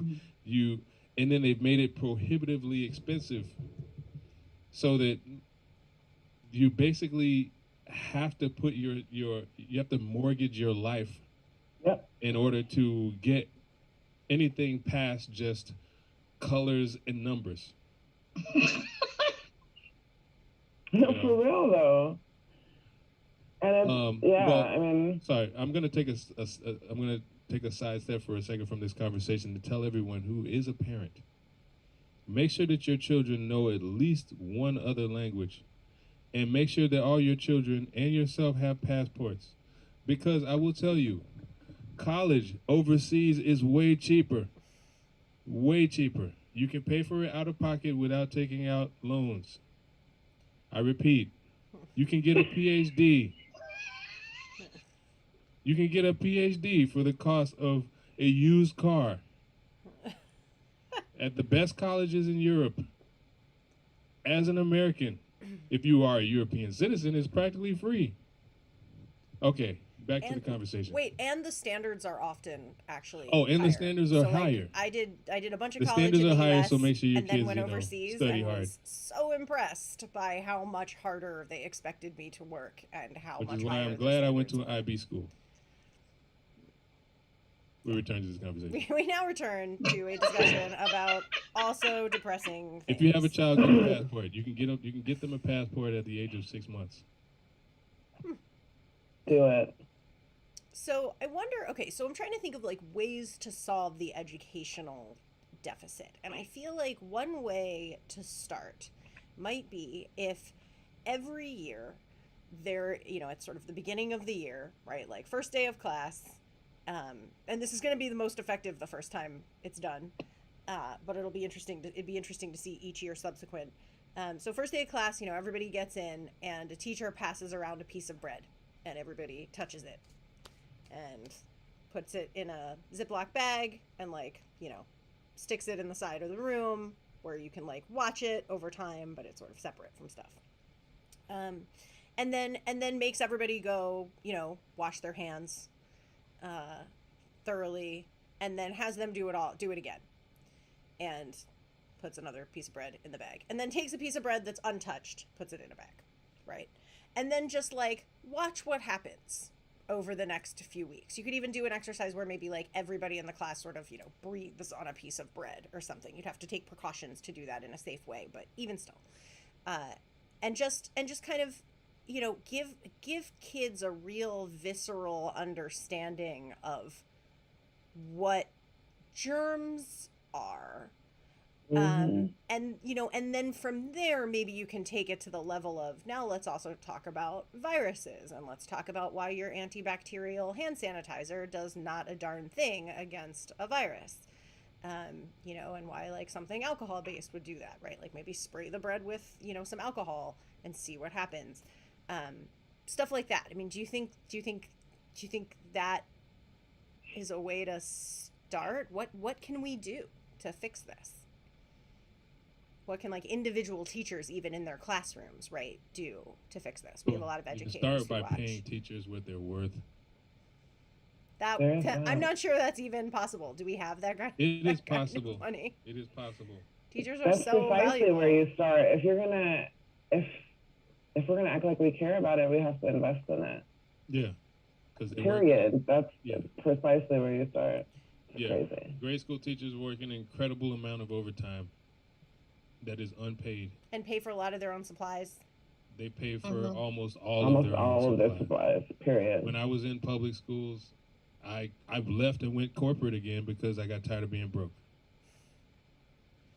Which is what part of what's. I mean, I'm in taking down education the again, quality but I of teach education. adults now because they pay us. Right. And if we're not going to pay our teachers, we lose them to the private sector and other sorts of endeavors where they can make a living for their family. And it's true. I mean, I feel the same way about sanitation workers, you know, of all varieties. It's vitally important to everything we do. Yeah. Well, fortunately, sanitation workers actually get paid pretty well. In Some do. Well, most major cities, yeah. I don't know how it is in the smaller towns, but yeah, I think they get paid more than the teachers in this city, at least. I don't know. I think that's part of the problem. It's like, if you look at the structure of our society, like we've set up our society so that we have like basically a whole class of serfs, right? So it doesn't make sense for them to invest in education of people. They basically want to be like the servants of civilization. Well, just kind of bringing the conversation back a little bit, but some of what we're talking about, right? Like the serfs, for lack of a better phrase, those are the communities that were having a hard time getting vaccinated. Right. Yeah. You know. Exactly. And it's there's so many moving pieces. Is it the educational piece that's missing? Is it the hours? Right? Like if you work from, I don't know, I'm just going to make this up, but if you work at a shift and you work 7 a.m. to 7 p.m., well, guess what? The last appointment at Walgreens is 6:30, you know? So it's like, when are you going to get this shot? And that's magnified by the fact that, okay, you probably don't have a doctor. Let's just be honest. You probably just don't have a regular doctor. So you're not getting it at the doctor's office. Right.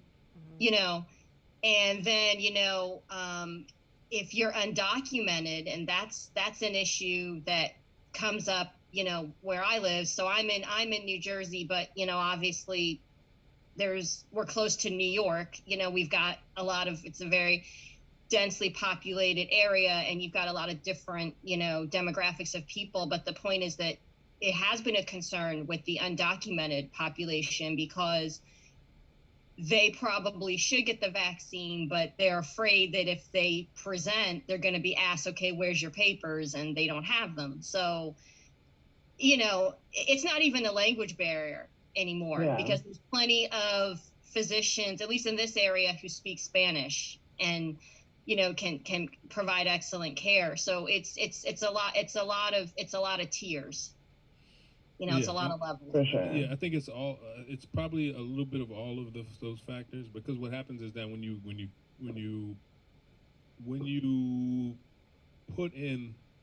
factor in the educational gap, which also coincides with the wealth gap, because of the fact that you make the higher education prohibitively expensive, which means that you have fewer people in that quote unquote serf tier entering those professions, then you don't know personally anyone in your community that is, you know, learned in those areas. So you can't just call up, okay, I know Carl from down the street who is also a doctor who knows about this stuff. Instead, you know, the Carl down the street is also believing the same nonsense that was told, because he doesn't know. He is not connected to that. He hasn't studied that stuff. He doesn't know if any of that stuff is BS. And then because the further the more barriers you put between people and the actual information, the more misinformation creeps in by people that claim that they know this stuff, instead of giving people the opportunity to learn this stuff themselves in the actual settings that they should be learning it, instead of from like YouTube and Twitter. And the joke that I used to make, because when I started off as a counselor, I was in the Bronx, and the joke that the other counselor and I used to always make to each other was that we always felt, we said maybe we should just set up shop on the 4 train, because that's where people are getting their information. Like, they're talking to each other on the subway, they're talking to each other, you know, in the salon. Like, that's what they're hearing. They will literally come into the session and say like, oh, well, I heard this. Okay, well, where did you hear that? Oh, well, my friend. Okay, well, who's your friend? Oh, she does my hair. Oh, your friend's not a doctor. Okay. Well, but like what Julio is saying, like people, because of the class Right. Right. Gap there. There's then and the propaganda that goes along with it from the people who control all of us.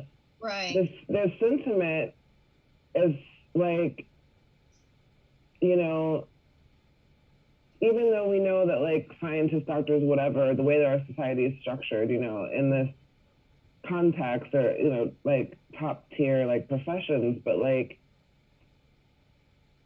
there's almost like disdain and resentment there now. So like now people don't, like people look at it almost as if like there's an elitism there, there's like an aristocracy kind of thing.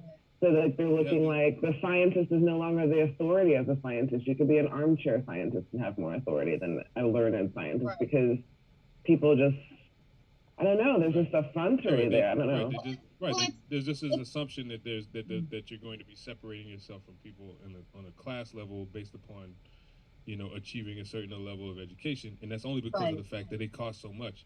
Now, to clarify this to people who are watching this, none of us are higher class people.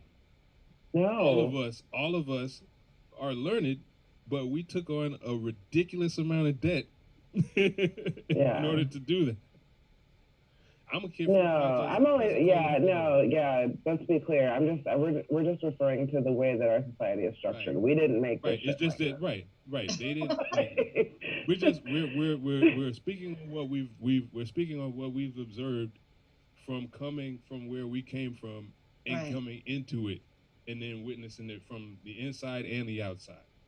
But I think what I liked about what Dolio was saying was in terms of like the community, like, you know, you're going to speak to who's in your community. And that's kind of like the point I was making about the 4 train, right? Like that's who my patient, the 4 train is a train in the Bronx for people watching and they've never been to New York City. It's a train in the Bronx. And that's just, I mean, that's how you get to work. I mean, I'm just going to be honest with you. That's just, you know, and that's who people are around, you know. And it's funny, Dolio, that because I would have the same response you just had of, oh, so your friend's a doctor? Well, no, but okay, well, you know, but you're taking advice from this person. Right, I wouldn't ask a nail tech about my alternator. Yeah. Come on now. Oh, right. Yeah. But somehow that's been lost now. Because people feel like they can challenge science, and science isn't subjective.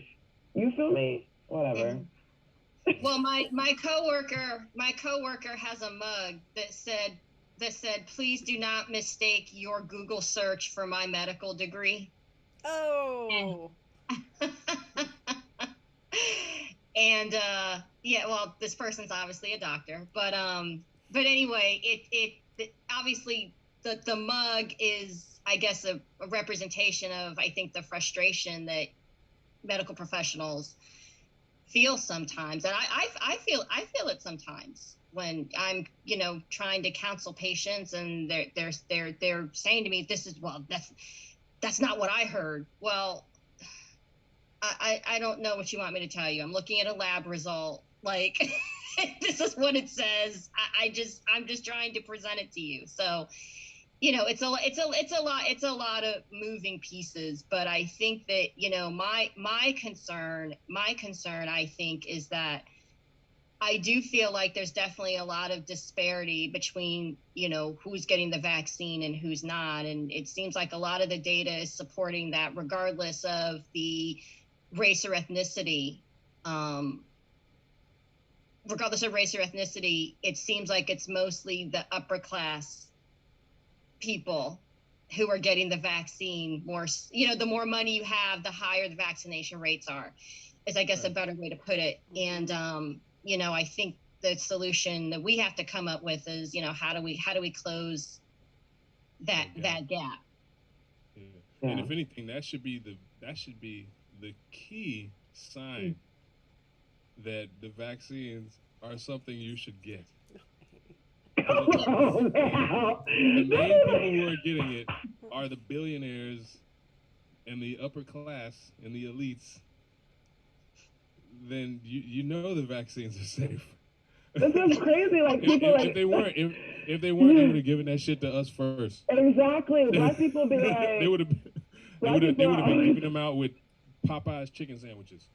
black people are always like talking about how like the virus is like, you know, they feel like they're afraid of it, or like it's made specifically like poison us or depopulate us No, I'm saying and other minorities. I'm like, if that's what their aim was with this vaccine, they're really not going out of their way to make sure our black asses get it. Do you know what I mean? Right. Like it don't math. It don't math. Right. They don't have to do it with a shot. It don't math. Do it. That They can too. do it by shooting. That too. They've been doing that. Been doing that. Exactly. They can do that by jailing and re-enslaving people. So whatever. Yeah, it's bananas. Trust me, they're not trying that hard if they're trying to poison us. They're not really giving it any effort. Yeah. But if you ain't gonna vaccinate, at least, you know, do the very minimum of masking and distancing. Yes. Exactly.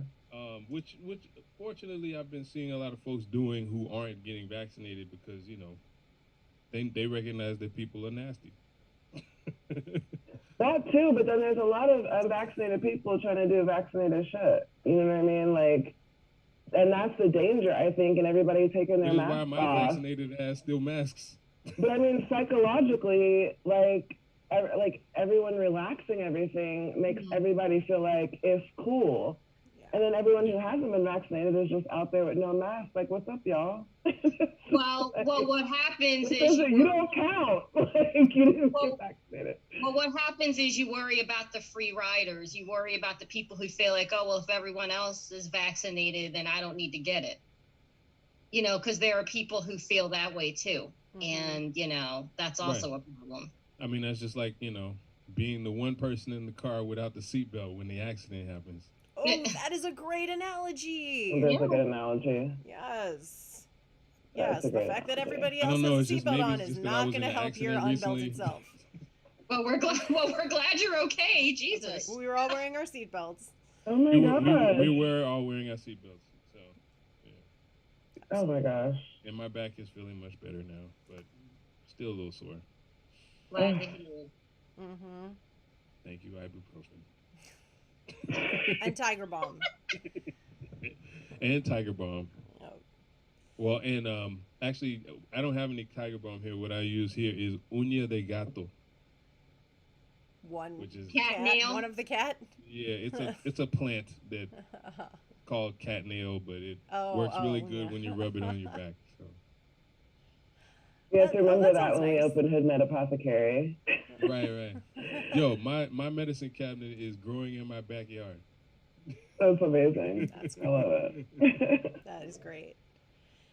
Well, so just to, you know, this I think has been really informative, and you know, as always, we have had a variety of perspectives from the we're all screwed to the I mean, maybe we're not all screwed. That's great. And I'd love to give each of our guests a chance to give sort of one final word as far as, you know, what do people need to know right now, you know, or look ahead, or whatever it is that you feel like is the thing that people ought to have in their minds. So we'll start with Jen. Jen, how would you like to close things out for folks? Geez, I'm just happy I'm being given a final thought, because I kind of just busted in here unannounced. Well, we summoned you. We were like, exactly. We were like, we will grab expertise where we can. I just think that the important thing really, and you know, it's probably going to be everyone's final thought, is that, you know, if you haven't gotten the vaccine, I think it is really something to think about. I mean, vaccines really do save lives, and I think it's scary for people kind of living in these times, because like we were saying earlier, a lot of you know, this is kind of like, I think maybe the first, you know, real pandemic that we remember. So it can be very hard for people to wrap their heads around, but vaccines really do save lives. This is not the first vaccine we've ever had, and it's not the first vaccine you've had. And I know that because because you can't go to public school in the United States without proof of the MMR, polio, and Tdap vaccine. Thank you. Yep. So you had vaccines. So please just, think about it. And if you have concerns, speak to your doctor. Your doctor is not Google.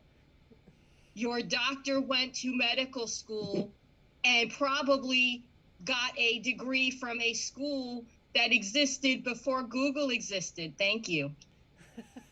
That's great, Jen. Thank you so much. And Dr. Nisi, what would you say?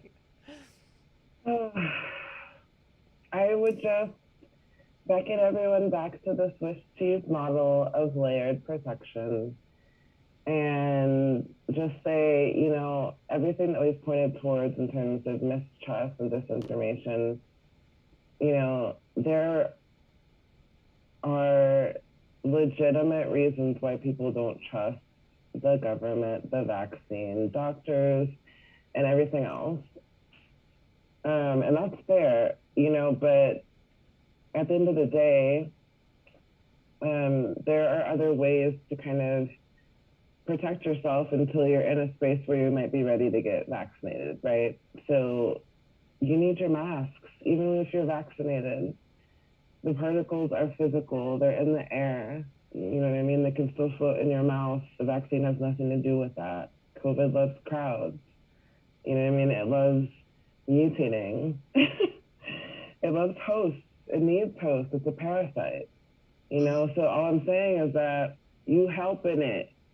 Help yourself, not the virus. This is an interspecies battle, not a battle between humans about whatever the argument is. This is an interspecies battle. Stop helping the virus. Stop giving it more hosts. If you're not ready to get vaccinated, be sensible. Put your mask on. Don't, do things that pose obvious risks to you until you're ready to take that step. And that's what I would say. Great stuff. Shooting, wear your vest. That's right. I like that this is an interspecies battle. That is absolutely true. Don't be a host. So put that vest on your face because people are breathing bullets all over you. That's right. Yeah. That's right. Bulletproof your face as best you can.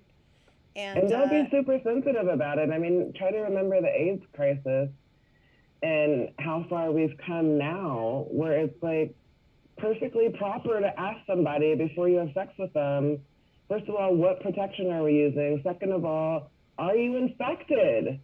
Stop tripping on people because they want to know whether or not you're vaccinated before Thanksgiving. Because trust me, I know you ask your partner if they have HIV or not. Mm-hmm. Like, that's what you have to do with a virus. It's communicable. So stop tripping on people also. Here. So we have had Jennifer Johnson-Muhammad, your friendly health advocate, and Dr. Nisi Hudson, founder and chair of the Hood Medicine Initiative. Of course, we have Dolio the Sleuth, MC extraordinaire, and MIT graduate, and one of the top 11 technologists in Delaware, last I heard, something like that. Yeah, I was so shocked to find that out. Yo, I found out on social media. I was like, and that was just because my homie Tariq had reposted the article, and I was like, oh, word? and then like maybe 5 hours later, I got an email from Technically Delaware that they posted this article about me. Have you guys shown this on here yet tonight? Say what now? No. Have you shown this on here yet tonight? No. No, I haven't. Oh. This is the first we've discussed it. Yes. Can I embarrass him for a second? It's fine with me. We typically don't put him on the web. Oh, right. What? It would have to only be Dolio. Right. What are you talking about? Wait, I thought you said. What are you talking about? I thought I heard you said. Did I show my son yet? No. No. Did you show everybody the article about you making the top 10 list? No. We had. Go ahead. I thought you said I show was like, must. no, What? What now? No, we haven't. Yeah, feel free. We haven't. Cool. Yeah, no, we have Wonderful. not bragged on Dolio too much tonight. Not Yeah. yet. I mean, You know me. I'm low key, man. I try to stay below the radar only when and come up when I have to.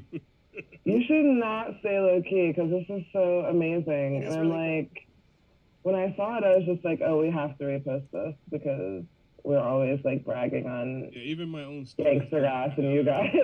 Yeah, even my own students don't find out I rap until they put my name in Google like halfway through the course. They're like, yeah, I was on the internet and I put my name into a search engine and I found all this stuff. And I was like, yeah, but I still need that lab by Friday. Yeah. Okay, here it is. Sorry, it took forever, longer than it should have. But you guys know I don't do the internet. Anyone who knows me knows this. But look at this. Look you at guys. that. Yay! And you check out Amazing. that subhead there. One's even a nationally known rapper. I I wonder which one that is. Yeah, excuse my. When I saw this, I was just like, that's my dog. That's my dog. Yeah, yeah. I was even put off by like the very last line of the article. It was like I was like, oh damn. What was the very last What line do of you the mean, article? last line? What are you talking about? Wait, no, go back up. Oh, you mean to your profile? Yeah. Ah, in tech terms, Dora is the truth. You guys, what? That's crazy. Bananas. I didn't even notice that when I looked at it. Yeah, I was reading the thing. Amazing. I was like, oh my god. Love it. Well, he was also in the MIT magazine. He was one of the alumni. Yeah. Yep.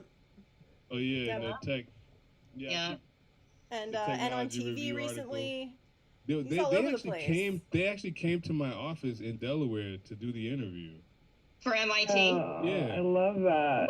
Well, I just want to share because you're in the class of Oh 1993. my god. So, Oh my god. 90 Really? grade. Wait, there we go. 90 great. Right? Oh. Wonder Twin! Activate! You know what's funny is that we were talking about the mask things and how it kind of makes you anonymous. What it also does is it lets you know who you really know. Who you really know. This was amazing. This was amazing. We were in Los Angeles. In Los Angeles. Maybe like 3 weeks ago. At Union Station. We were just coming out of getting our PCR tests. Mm-hmm. We were 'Cause we walking do out of the that. testing facility and it got to the parking lot, started walking by. I looked over to my left and I saw somewhere she was masked and everything. Mm-hmm. And I looked and I said, Sean? And it was Sean Atlow. Wow. I recognized her from just the top half of her head. Right. And she recognized right back. She recognized me, and I only had a mask on. Right. And she That's was so he was funny. 90. She was 97, right? 97. He was 97. Yeah. That's cool. That's great. That's crazy. That's right. That's right. So get COVID tested regularly because you might run into somebody that you knew from college who was awesome. I was like, I hadn't seen her since 1997. It was pretty Yeah. amazing. Funny. Yeah, that's always the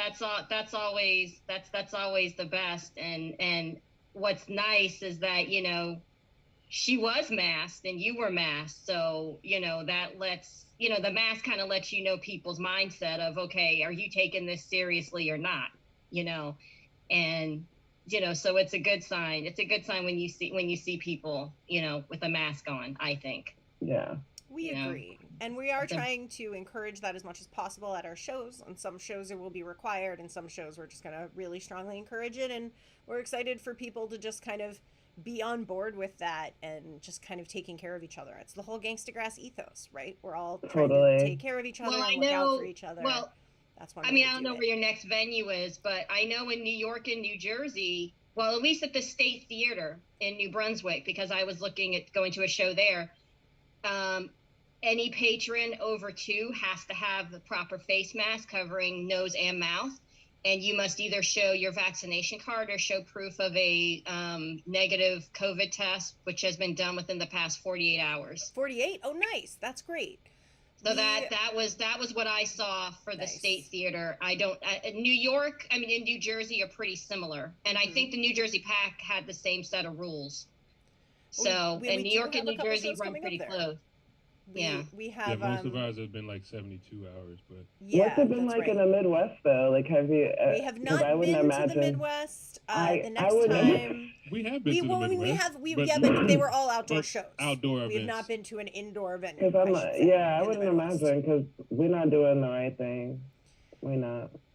I mean, people, whenever we ask for the staff backstage to be masked, they have been very cool about that, even with the outdoor shows, as well they should be. You're close to people. It doesn't actually matter if they're indoor or outdoor. If you cough or sneeze, right there. According to our booking agent, the venues that have, increased the scrutiny have actually seen increases in ticket sales.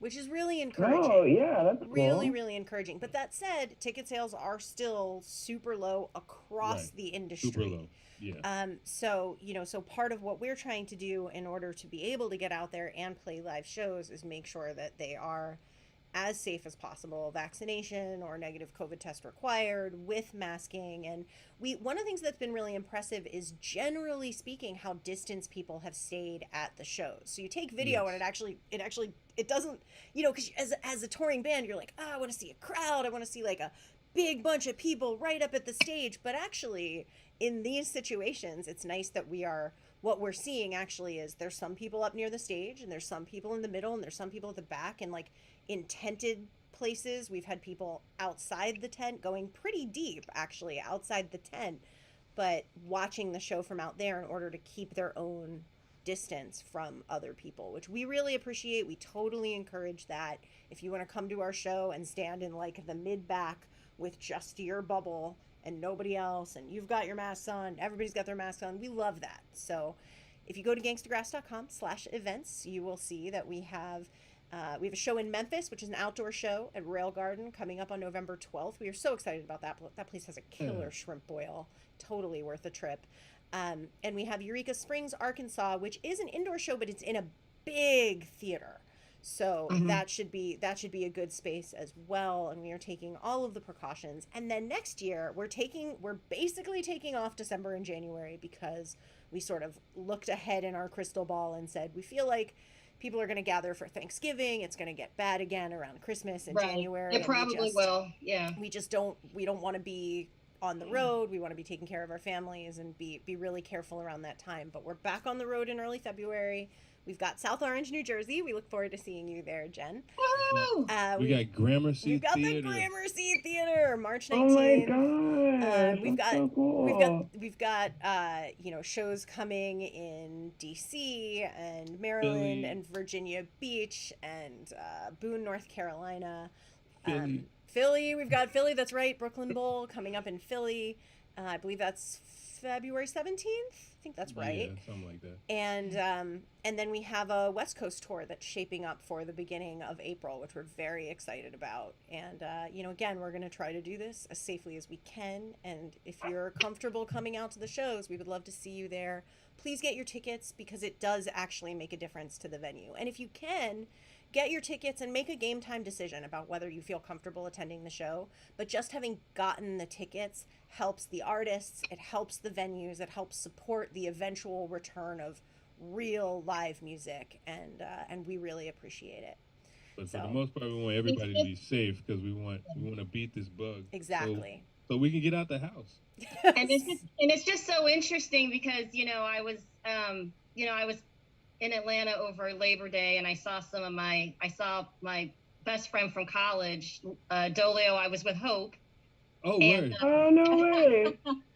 And we were just saying how just funny it was, because we remember being at all these parties and just being so close to people, up in people's faces, and just talking. And like, in retrospect, I think to myself, like, how did we even make it? Like, we were so close. Like, contact tracing, that could not have happened. Like, them Chocolate City parties were... Hey. Okay.